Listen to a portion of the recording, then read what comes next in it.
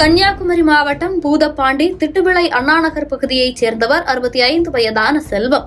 இவர் நாகர்கோவில் பெண்கள் கிறிஸ்துவ கல்லூரி சாலையில் பெண்களுக்கான தையலகம் ஒன்றை நடத்தி வருகிறார். இந்நிலையில் நேற்றிரவு கடைக்குள் கத்திரிக்கோலால் சரம் மாறியாக குத்தி கொலை செய்யப்பட்டு கிடந்ததை கண்ட அக்கம் பக்கத்தினர் இதுகுறித்து வடச்சேரி காவல்துறையினருக்கு தகவல் தெரிவித்துள்ளனர். விரைந்து வந்த காவல்துறையினர் இவரது உடலை மீட்டு பிரேத பரிசோதனைக்கு அனுப்பி வைத்துவிட்டு இதுகுறித்து வழக்கு பதிவு செய்து தனிப்படை அமைத்து கொலையாளியை தேட தொடங்கியுள்ளனர். அப்பகுதியில் உள்ள கண்காணிப்பு கேமராக்களை ஆய்வு செய்ததில் நாகர்கோவிலில் தனியார் விடுதியில் ஒருவர் பதுங்கியிருந்தது தெரியவந்துள்ளது. இதனைத் தொடர்ந்து சிசிடிவி காட்சிகளின் அடிப்படையில் இவர்தான் கொலை செய்துவிட்டு தப்பிச் சென்றுள்ளார் என தெரியவந்ததை அடுத்து அவரை காவல்துறையினர் கைது செய்தனர்.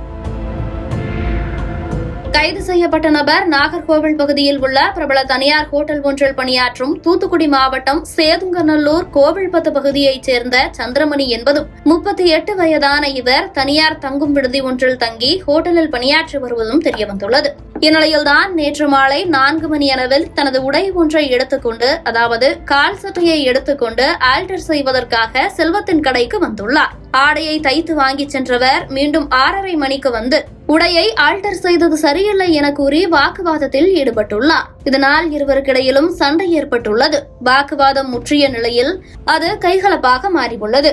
இந்நிலையில்தான் இதில் ஆத்திரமடைந்த சந்திரமணி கடையில் துணி வெட்டுவதற்காக மேசையில் வைத்திருந்த கத்திரிக்கோலை எடுத்து கடையின் உரிமையாளர் செல்வத்தை காது மற்றும் முதுகு பகுதிகளில் சரம் மாறியாக குத்திவிட்டு அங்கிருந்து தப்பிச் சென்றது தெரியவந்துள்ளது.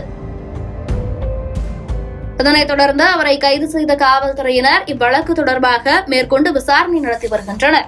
சட்டை தைத்து கொடுத்தது சரியில்லை என கூறி டெய்லர் ஒருவர் கொலை செய்யப்பட்டுள்ள சம்பவம் பெரும் பேசுபொருளாக மாறியுள்ளது.